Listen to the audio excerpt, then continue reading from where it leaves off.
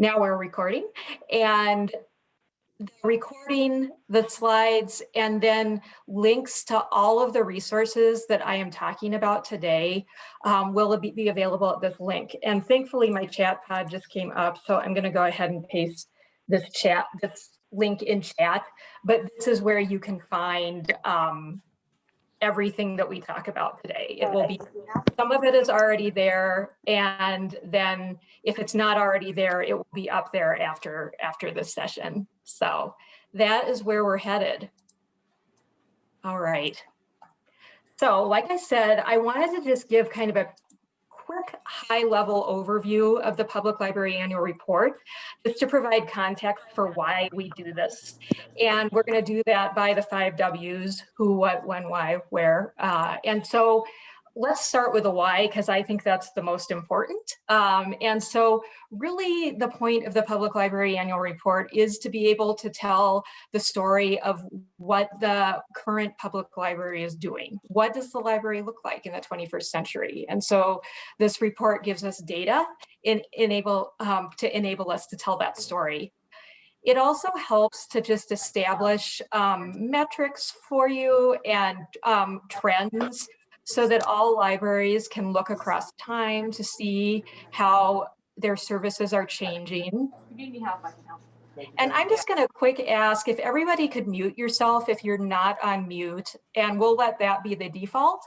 But of course, if you have a question, please feel free to unmute yourself and let me know. And then also, we hope that you are able to use the data after you've reported it for a variety of purposes. Maybe it's to make day-to-day management decisions. Maybe it's for more long-range strategic planning, and then certainly also for peer comparisons. So you can look to see what your peers are doing and use that information to help make decisions and possibly advocate for things for your library as well. So that's the why.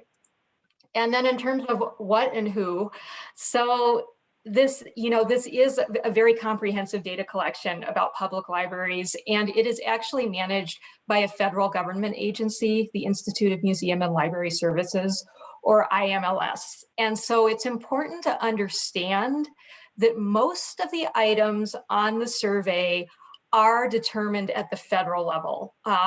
So that means that we don't have the freedom just to change questions or remove something if we don't like it, because every state is collecting these data elements. There is a process by which we can add new data elements or propose to take things away from the survey if they're no longer relevant. But that is a process that we engage in with all the other states in the US.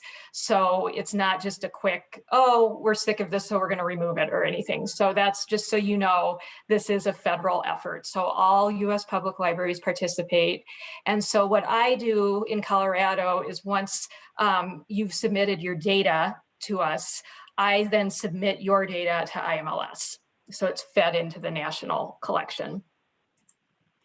And so in terms of when and where, I think you all know at this point that the data collection tool is open, and it will be open through March 19th. So for this year, for 2021, the 2020 data is due March 19th. And that changes a little bit every year, but typically the Public Library Annual Report opens in January and closes in mid-March. We'll have preliminary results available up on our website in the spring, and then the final results are typically available sometime in the fall, depending on how quickly IMLS is able to process the data. And I'm just going to ask one more time that if you are not on mute, if you could please put yourself on mute, that would be great. And I also wanted to mention that the data for all US public libraries is available on the IMLS website. And they have a nice search and compare tool, which allows you, if you wanted to perhaps look for libraries that are similar to you in Colorado as well as outside of Colorado, you can use that search and compare tool for that purpose and to do some comparisons. And that I will share that link like I said, with all the other resources that will be available on that webpage after today's session. So that's the when and where. Okay. So now let's go into thinking about 2020. And I actually have lost my chat window again, so I'll just let you know that you may need to prompt me verbally if you do have a question that you need me to answer. Okay, so this is the main webpage for all of the resources for the 2020 Public Library Annual Report. This is the link that I pushed out at the beginning of the webinar. I'll share it again at the end. But this is kind of the page that you can go to get to everything else. So there's the survey support documents and links, so you can get to the online survey to actually enter your data. You can also download copies of the print survey and instructions, as well as some other resources that are available every year, such as the Library Hours Calculator, what goes where for reporting electronic materials. And then specific for 2020, I wanted to highlight that there are several resources. We're going to go over in detail most of these today. So, but just wanted to highlight that those are there. And then in particular, I wanted to alert you that we just added the downloadable counts. If you are in any consortial arrangement with Marmot or Click, those downloadable counts are now available on this web page so that you can take that data to report for your 2020 submission. So just wanted to highlight that those are now available. All right, so I want to start our discussion of what is new on the 2020 Public Library Annual Report by emphasizing that we at the State Library, as well as IMLS, really wants to be able to showcase libraries' extraordinary responses during the pandemic and the ways that you've all quickly pivoted to be able to serve your community in new ways during this time. And so because of that, it is really critical that you're reporting these unique services that you've offered during this time separately, as opposed to trying to fit them into existing data elements. So for example, we don't want to report curbside pickups in visits, because those are different things. And we really want to be able to show, hey, this is how libraries went above and beyond their typical services to serve their communities during this unique time. And then the other reason that it's really important that you report the unique services that you offered this year separately is because we want to maintain consistent trend information. And so our trends are going to get really thrown off, again, if we're trying to shoehorn kind of our unique services into existing data elements. So this is why a variety of new data elements have been added to the report this year. I also want to start this discussion by saying that please don't respond to an item if you didn't track the number for it. I know that different libraries, chose to count different things in terms of the services that you added for the pandemic, and that is just fine. Most of the items that I'm going to go over that are new this year are optional. So if you didn't count something, you don't need to respond. It would be better to leave the item blank. So just want to also state that these items, like I said, for the most part are optional. We know that people counted things in different ways or made tough decisions about what to count and what not to count, and that's okay. All right, so I'm going to highlight kind of the main things that are new in 2020. And so I'm kind of working my way through the order of the report except that we're going to skip over programs and then come to that after I've gone through everything else, because programs is kind of a big topic. These other things I think are a little bit more quick to go over and explain. So the what's new? Okay, when there's a little bit more of a breakdown for reporting the number of public computers that you have available this year. So you're going to be asked to report the number of computers that were available as of February 1st. So basically, this is just asking for how many public computers did you have available pre-pandemic? And then we also want to get a number of how many computers did you have available for public use as of the end of the year? So as of 12/31.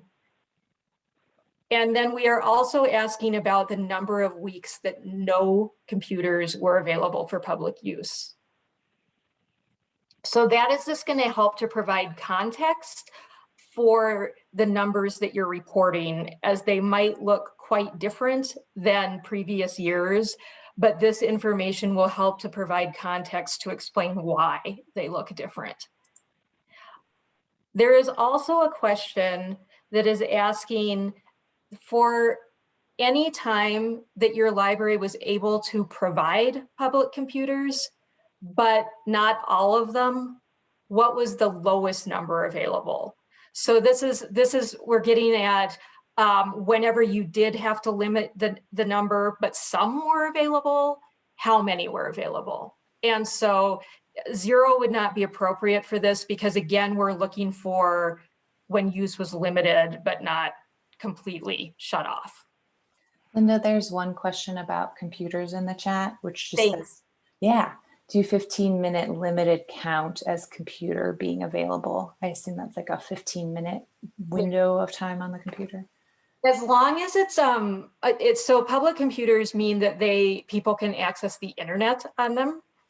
So as long as that is the case, you would count those.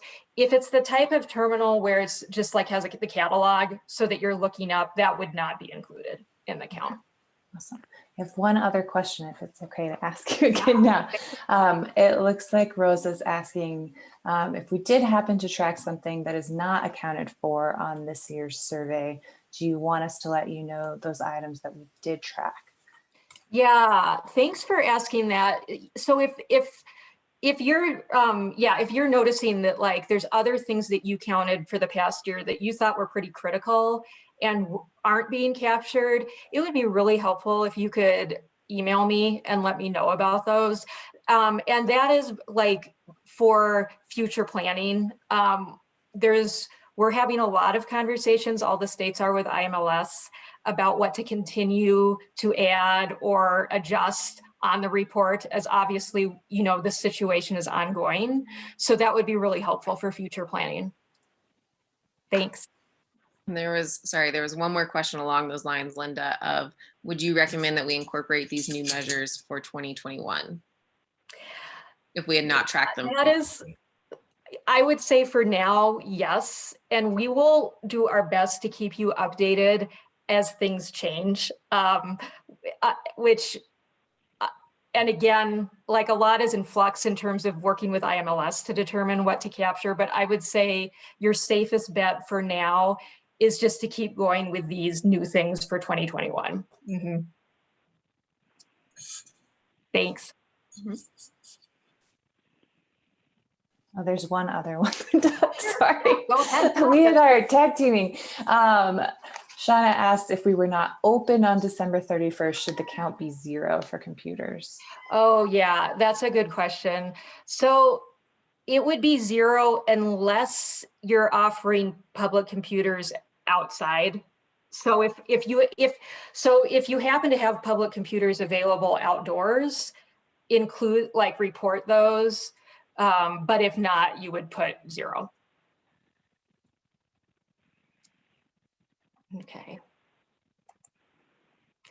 Okay.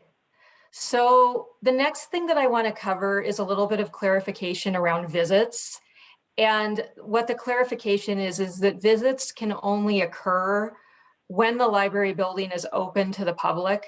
So during the times when the building has been closed to the public, you would not count any other types of activities as visits. So like curbside pickups, for example, or something like that. Those would not be included. You would only include, what you've typically counted as visits in the past, where the library building is actually open to the public. However, we absolutely want to highlight curbside pickup. And we know this was a huge part of many libraries' activities for 2020. So there will be a yes or no question about whether whether the library offered curbside pickup. And then if you tracked it, we'll have you report the number of curbside pickup transactions. But this is one of those situations where we know that not everybody did, and that's not a problem. But if you did, well, we definitely would want you to report that. Okay, reference transactions. This first part is not specific to COVID, but there's a new item that was already in the works pre-COVID that's just getting at the method that you used for counting reference transactions. And so the two options are an annual count, and that would be if you literally counted every single reference transaction that you had during the whole reporting period, so across 2020. If, on the other hand, you sample, so a lot of libraries will do like a typical week or several weeks throughout the year, then you would choose option B. So basically, A is only if, again, you literally count every reference transaction for the entire year. B is if you take a sample, if you count during a few weeks. So this is just to provide more context as to how you got the number that you're reporting. But then the specific part too that's been added for this for COVID is that if you were, taking a sample and estimating, did any of the weeks that were used to determine that estimate occur during building closures? So that just helps us to get more context. If your reference transactions suddenly look really different from the past year, which we would expect in general, but if your sampling period fell during COVID, that helps us to understand why your numbers might look quite different. We have a couple more questions in the chat, some of them about visits. So I'll start there. It says we're open, but for computer use only, our collection is closed. So do computer use visits count as visits? They do. So pretty much if the building is open for the public to come into for any purpose, you would count those as visits. And I think that hopefully that answers Nancy's question as well. And then Jamie asked, our curbside pickup consisted of allowing 2 people in our buildings to pick up materials. Should we count those as curbside or annual visits? I would count those as Wait, I'm sorry, say that one more time. So the curbside pickup consisted of allowing 2 people in the building to pick up materials. And so should that be curbside or should that be an annual visit? I would count those as curbside because essentially it's just the purpose is to pick up. So yeah. Mm-hmm. And then in regards to the reference transactions, we have a couple of questions asking if you could define reference transactions and what are you classifying as a reference transaction? Yes. So I am going to start creating a list. And I'm going to come back to that question once we've gotten through the rest of the changes for 2020, just because it's a bigger question. And if for some reason we either run out of time or if the person who asked that has to leave early, please feel free to reach out to me because I'll definitely follow up. I just want to give it the time that it deserves. So I'm just writing that down to come back to. Okay, so moving on. Okay, so when you're reporting, and this will be now for your outlets at the outlet level, the public service hours, as well as the number of weeks the outlet is open, you're only going to include, again here, the hours and the weeks when the building was actually open to the public. So if the public could not use the building, you would not count that in your public service hours and your number of weeks the outlet is open. However, we absolutely do want to account for the work time that you did during the time that your library buildings may have been closed to the public. And so we have a couple new items that are asking you to report the number of weeks that library staff provided service to the public during the time that the outlet was closed, as well as the number of hours that the library staff provided service to the public during the time that the outlet was closed. Again, we know that not everybody tracked this, but if you did, we absolutely want to collect it. And, you know, library staff providing service can be anything they were doing for the public from any location. So if your whole staff was working from home, you know, and answering reference questions or creating virtual programs or anything, that all counts. It does not matter where the staff is located, but we're just trying to capture the public service hours that occurred, again, while the building was physically closed to the public.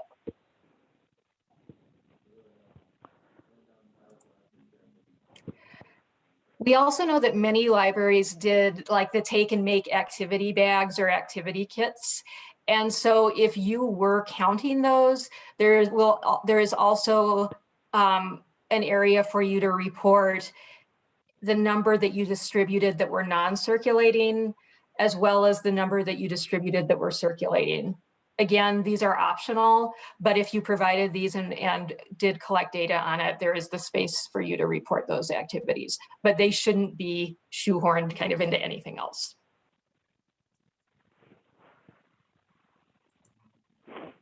Okay, so now I'm going to get to our programs, which is a big topic. And the way I want to start programs is just reminding everybody what the definition is for programs. And I know this is a lot of text. I'll try to kind of just hit the highlights on it, but just so that this is fresh in our minds. So again, a program is a planned event and it's for a group. So it's, and it could be, you know, really about any topic. So you can see examples. Could it be film showings, lectures, story time, ESL, etc. But what is key is that the programs are sponsored or co-sponsored by the library. So meaning that if, you know, if another group reserves a meeting room and uses it, that would not be part of your program count. These are only programs that are sponsored or co-sponsored by the library.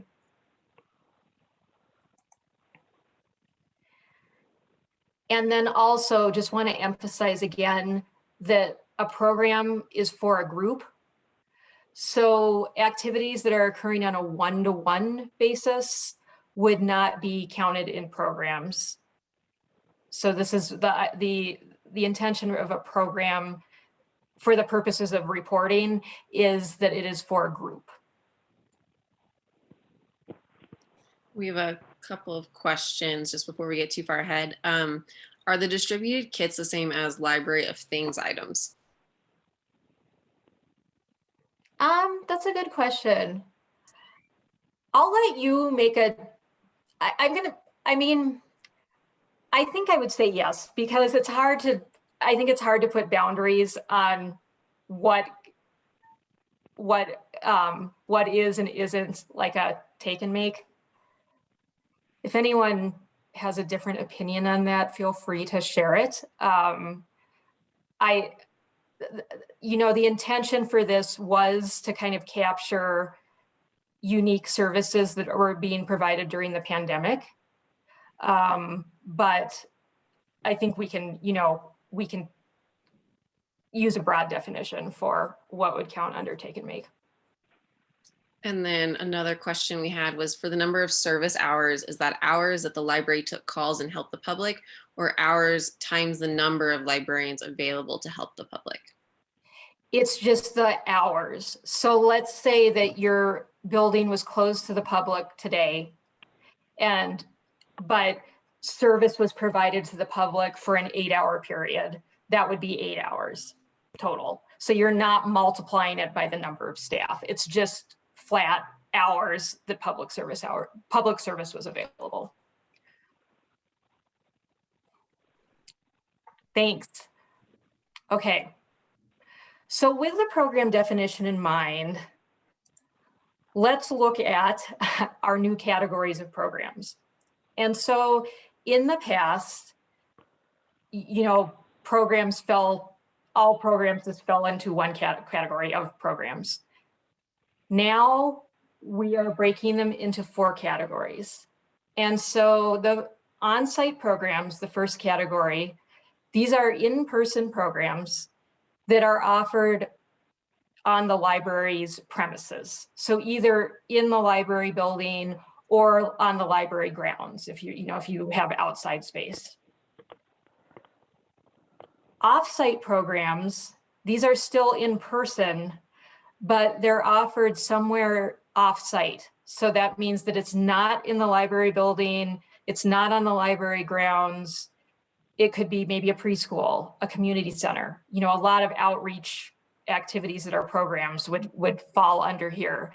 So off-site programs, again, these are in person, but they're offered somewhere other than the library. Then the third category is live virtual programs. And so this means that you offered a program online live. So you maybe streamed it on YouTube or Facebook, or maybe offered it over Zoom, but it was offered live. And then the fourth category is a recorded program. And so this is for, again, virtual programs that were offered online, but that were never streamed live. So let's say that your staff just creates a recording of a story time, for example, and then posts that recorded video to your YouTube channel, but it's never presented live. That would be counted as a recorded program. So those are how we're going to break down programs now. Linda, there's one question from Shauna right on that topic, that is this breakdown of program types going to be just 2020, 21, 21, all the 20s, 2020 and 2021, or do you anticipate that it will be the new normal? This is the new normal.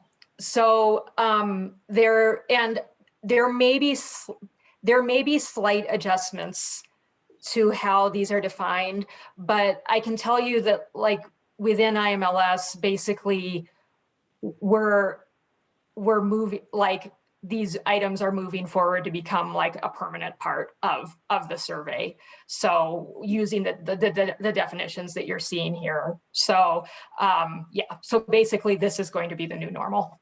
Awesome. There's one other question that was, we've had several programs that are live but recorded, and we have people that watch live and people that watch the recording. Put Yes. all of those in live. So I'm going to get to reporting attendance in a minute, but this is for your just where you report how many programs you had. If it was offered live first, you would count that program in live only. And that's again for just the number of programs you offered. But once we get to attendance, there's it will be reported in 2 places. But just for the purposes of reporting how many programs did you offer, if anything that was virtual was ever offered live, you would include that in the live count only, not the recorded count. We have one more, if it's okay for one more. Yeah. Our branches conducted the summer reading program through Curbside until we were able to have the wrap-up sessions later in the summer. How does that count now? So sorry, can you say that again? Yeah, totally. That's from Pat, if Pat wants to chime in to clarify. Our branches conducted the summer reading program through Curbside until we were able to have the wrap-up sessions later in the summer. How does this count now? So one question is, when you say through Curbside, does that mean that people were coming to pick up materials, or was there an actual program happening? Because if it was that people were coming to pick up materials, that would not be counted as a program. But then if you had sessions, by sessions, I mean like a program where a group comes and there's some type of programming for them, I would count that part only. We had our regular weekly sessions, but they were conducted through Curbside, where the librarians not only put in the individualized bags for each family, the take and make items, but also the selections of books that support tell your own story. One of our branches created an incredible brochure that was like a writing journal. So they were still weekly activities, and the wrap-ups later in the summer were allowed to be in person, which was a blessing. Okay, so and the in-person wrap-up, then that happened with a group. So that happened like with a group of participants that came for Outside in the parking lot, yes. Right. Yeah, so the first part of what you described, that would not count as a program under the program definition. It's not, so those I would report under take and make activity kits. But then what you've talked about at the end, where people were able to come in person, that I would count as programs. Wow, my librarians sure put a lot of effort into that. So Oh, absolutely. And I think, yeah, absolutely. And so we want to capture that through the new elements that are being added, such as make and take, but we want to make sure that we're reporting the activity accurately. And so that just doesn't fit into programs, but that doesn't mean it's lesser. I mean, so I think it's important to recognize that this is not putting a value judgment on anything. We just want to recognize it as distinct. Thanks. Okay. The other thing then that I wanted to go into is regarding age groups. And so this is not new, but just as a reminder that we now report 4 age groups. And so children is any programming that's intended for children that are 11 years and under. YA is ages 12 to 18. Adult, 19 years and above. And then all ages, and this I think, if I'm remembering correctly, we just added last year for the first time. This is if programs are aimed at multiple age groups, you know, maybe all 3, children, YA, and adult, but so that it doesn't fit neatly into any of the other categories, then it would go into all ages. Some libraries refer to this as family programs, but all ages is if a program is specifically targeted to multiple age groups. Okay, now we're getting to how you actually report attendance. And this, along with everything else that I've covered so far, this is all available on that resources webpage, so that you'll have this for reference afterwards. And so we're going to look first for live programs. So this is for any virtual programming, again, that was streamed live. So for each of the social media platforms that you see listed, then there's the name of the statistic that you would be reporting on. So for example, Facebook would be peak live viewers, Google Meet is participants, YouTube, peak concurrent viewers, etc. And then you can see too that there is some information about where within that social media platform you find that statistic. So this again is for anything that actually is offered live online. This is what you would report.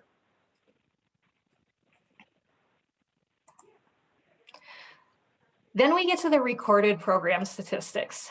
And so this includes both any recorded program that was only a recorded program, meaning that it was never offered live. But it would also include if you did have a live program that's like someone mentioned, but then people also watch the recordings, you would report the statistics for those views in recorded programs because it's a different number than live. So again, for each social media platform that's listed, there's the name of the statistic that you want to report. So for example, Facebook is 1 minute video views. And then you can also see where within that social media platform you can access that information.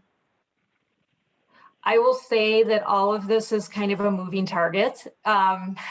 Unfortunately, it's somewhat similar to reporting database usage. And so I think we can anticipate that this is going to be kind of fluid moving forward, but this is a starting point for at least like for how to report for 2020.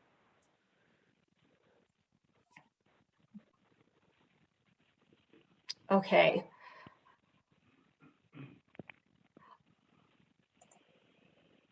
Sorry, let me Oh, go ahead, Leah. one question from Bridget. What is the rationale for recording peak views for live streamed events versus 1 minute views for the recorded versions? Oh, it's just what metrics are available. So for the recorded program statistics, like though for watching recorded programs, that is what is available, is like 1 minute video views as opposed to peak views. Okay. Everything that I just talked about, I just wanted to point out is in this resource that's again linked from the webpage. And so it looks like this.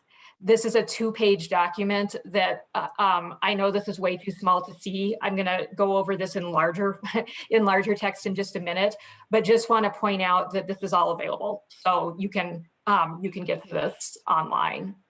Okay, so what this is some examples of different program scenarios and how you would count them. So I want to, I'm just trying to keep an eye on time. I'm actually going to, for the interest of time, move forward to the examples 3 and 4, which are both virtual, because I think those are potentially where would be more confusion. But these are all available, like I said, on the website. And so if you have questions about the other examples, feel free to reach out. I'm just, like I said, I'm going to go to example 3. Okay, so here's our scenario. There was a recording of a preschool story time that was posted on the library's YouTube channel in June for people to view at any time. This program was never streamed live. And so as of the end of the reporting period, December 31st, there are 78 unique views. So I encourage you to just talk or say in chat, what type of program is this? What's the age group? And how many people were in attendance?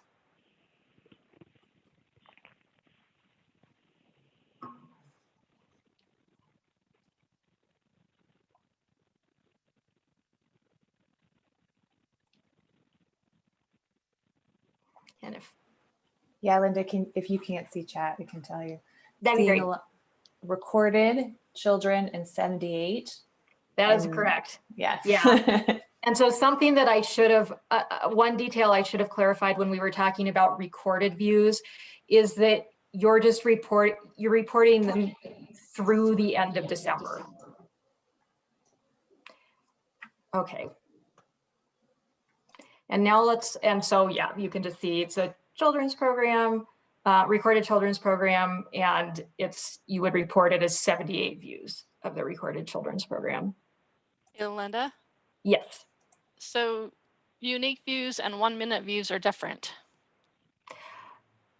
So maybe this has changed. as of when we developed these metrics, 1 minute views were available for recordings, whereas unique views were available, or no, I think I'm getting this mixed up now. Let me go back to the metrics. They all have like slightly different names. So this may have changed when we, like my counterparts from other states developed this. For Facebook, for example, peak live viewers was available for a live stream program, whereas 1 minute video views are available for a recorded program. And then similar for YouTube, like peak concurrent viewers is a statistic available for something that was streamed live versus views is what was available for the recorded program statistic, if that makes sense. I think we get both for Facebook.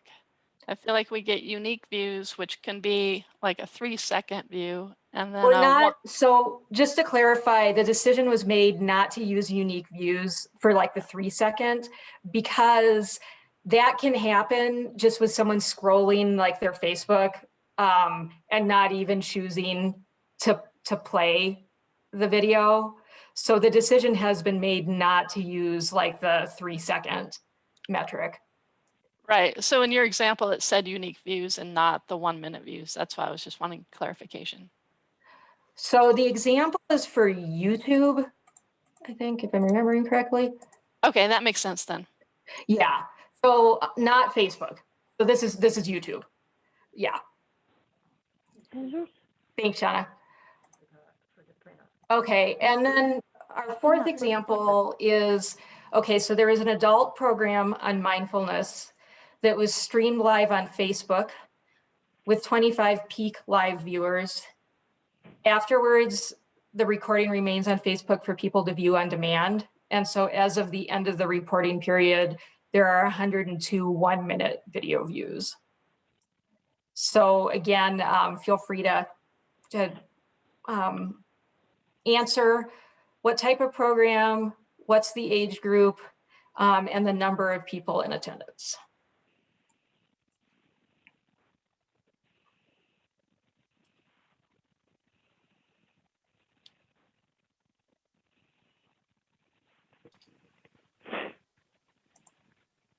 And so if you had live virtual program, you would report the program is it's one live virtual adult program.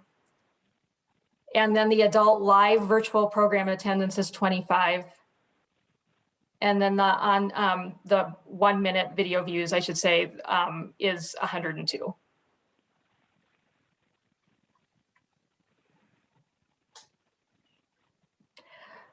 Okay, before I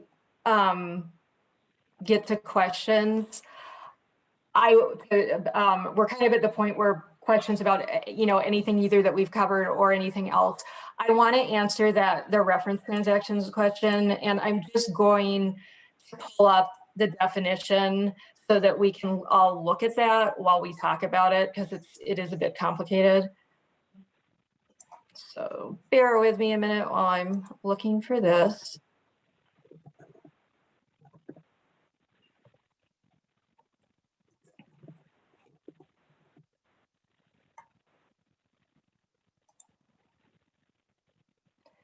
Okay, so let me go ahead and pull this up and we'll take a look at it.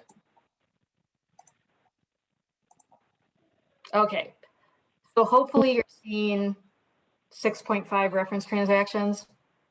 Does that look, okay.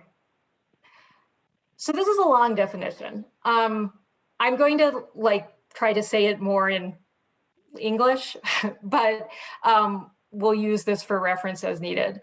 So a reference transaction is an interaction where library staff are providing an answer that's actually meeting an information need. So that means that like a question about where's the bathroom would not count as a reference transaction. So this is looking for people seeking some type of information that the library staff member has, has expertise to provide, as opposed to a directional question like, again, yeah, where's the program or something like that. What is key to the reference transaction is you're not counting every single question that one person asks you. So let's say that someone comes up to me at the reference desk, or right now, I'm responding to someone by phone or chat or whatever.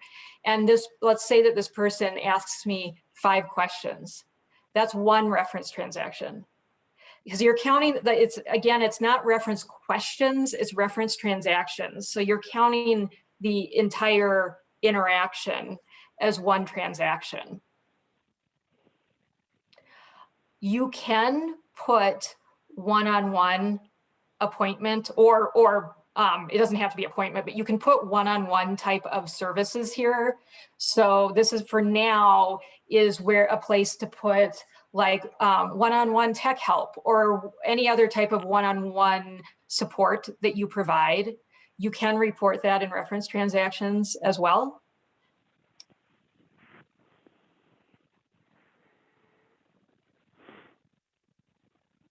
And I'm just kind of scrolling down a little bit so you can see more. Does that help with the person that had the question about reference transactions?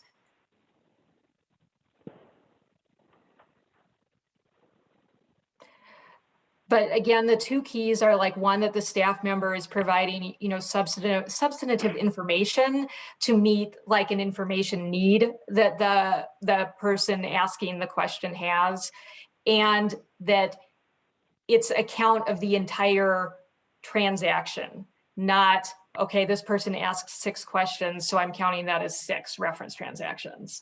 So again, the entire conversation would count as 1 reference transaction. Tina, do you have a question? Yeah, so when you say it's an interaction, what if the person goes off, does whatever they had the information, comes back? Is that a separate interaction or still? That's a separate. So yeah, this is where it becomes a little bit weird. So the way sometimes we say to think about this is like, let's pretend the person has a bag over their head, and so you wouldn't know technically that it's the same person coming back, but it's like, yeah, you're counting 1 interaction, or like yeah. So if they go away and then come back 20 minutes later with something else, that's another one. So that's all youth services is where kids get an answer, run away and come back. Yeah, so totally. So it's really, yeah. So you're just looking at the discrete transaction, and then, yeah. Mm-hmm. Yeah. And then Rebecca asked, what about computer help? That, yes, definitely include that. And this is something that has been discussed for a while, that we would like to call out the technology support that libraries provide more, but that is not our current situation. So, but absolutely you can count that in there. Whereas processing holds would not fall under reference transactions. I'm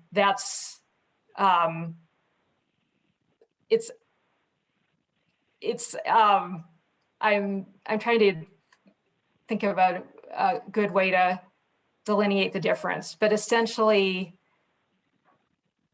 like, you're just providing a material that someone has requested as opposed to responding to a specific information need.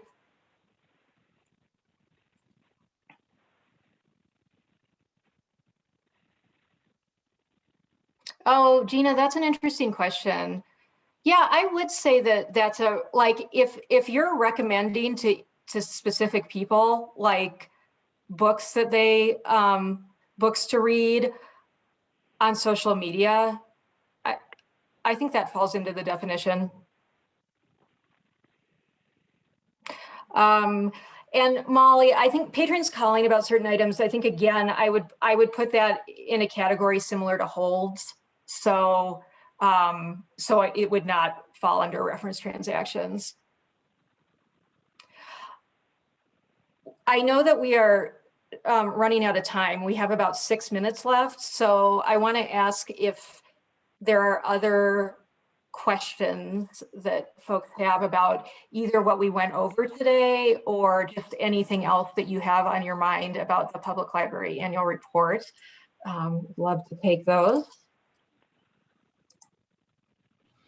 Linda, this is Veronica from Westminster Public Library, and I just Hi, wanted to Veronica. clarify. Hi, I just want to clarify something earlier that about computer usage. So we obviously closed to the public, as everyone did in March, but we eventually opened computer use, and we have 6 computers at each location, but we were closed on December 31st as a holiday. So am I counting 0 as the holiday, or am I counting 6 because we really do have 6 computers at each location? Yeah, thanks that's a great question, and I'll clarify that in Okay. the instructions. Count them. So Okay. basically, yeah, it's just like if the building, yeah, if you would be open, Yeah. then yeah. Mhm. Okay. Okay. So thanks. it was basically just to get an idea as of the end of the year, what Gotcha. capacity are you back up to? Okay. I kind of thought that, but I Yeah. wanted to clarify. No, I'm really glad that you asked that, because that would be a good thing for me to clarify in Okay. the instructions. Yeah. Okay. I see, I'm going to look at the chat questions in detail in just a second, but I want to push out a link a minute. So the link that I just pushed out is to sign up for we have a data users group, or DUG, email list. And the intention of this list is really just for anyone in Colorado public libraries who are interested in data. But the reason I'm specifically pushing it out is because any communication that I send to directors about the Public Library Annual Report, I will also put on that email list. So if you're not a director, but you want to make sure that you're getting any updates, anything that I am sending out notifications around the Public Library Annual Report, sign up for that email list if you're not already on it, because I will also make sure that everything goes out there. So that's a good way just to stay up to date on everything. Again, if you're not a director, but you want to make sure that you're getting updated information. Okay, I'm just quickly moving over to chat.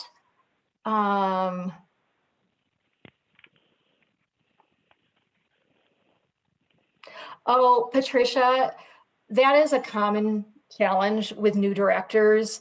And so it might be helpful if you want to reach out to me individually to figure out how to handle your specific situation. But essentially, it's like you're just kind of stuck reporting what you do have for 2020, and then hopefully we can get on track for 2021. But feel free to reach out to me. I'm happy to discuss your specific situation. I just put my email in chat, which and that's for anyone, that I'm happy to talk about any questions or things individually. Let's see.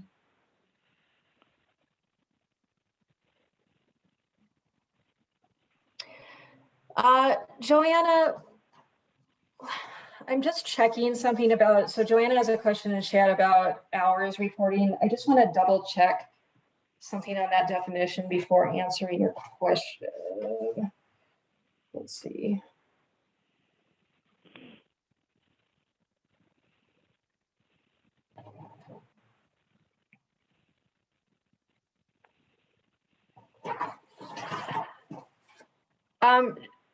Joanne, I'd actually like to think about this question a little bit more. And if you're wondering what it is in chat, she's asking about taking, like, if you should take an average if your hours have varied. So let me check on a couple things, and I'll send a response to that, both to the data users group email list that I just put the link out for, as well as to directors, all directors, to clarify on that. Thank you so much. Yeah. Sponsored. Oh, so Dina has a question about, can you clarify sponsored again? So this is like, so programs count if they're sponsored or co-sponsored by a library. So let's say that your staff works in partnership with another community agency to provide some type of workforce development program. And maybe staff from the workforce development program is actually doing the program. That would count as like sponsored or co-sponsored. So essentially what shouldn't be counted in programs is this something that the library has nothing to do with. So again, if it's a group that's just booking your meeting room and using that for some type of event that the library has nothing to do with other than providing the space, then that would not be counted in programs. Okay. I know we're at time, and I really appreciate you all hanging with. I know that was like a whole lot of information to go through, but hopefully it just provided an overview of what is new for 2020 and some issues to be aware of. But like I said, all of those resources are available. I'll push out that link one more time on our Public Library Annual Report 2020 webpage. And I am available and very happy to chat one-on-one. So feel free to reach out to me as you have questions. The other thing I'll mention is I'm actually leaving this job at the end of March. So hopefully that might be an extra incentive to get your report in time, because I'll be here through the end of March, but then there will be a transition. So feel free, like I said, to reach out. I really appreciate your diligence to reporting accurately, as I know that you all have many, many things going on right now and always. And hope you have a great rest of your day. Thanks.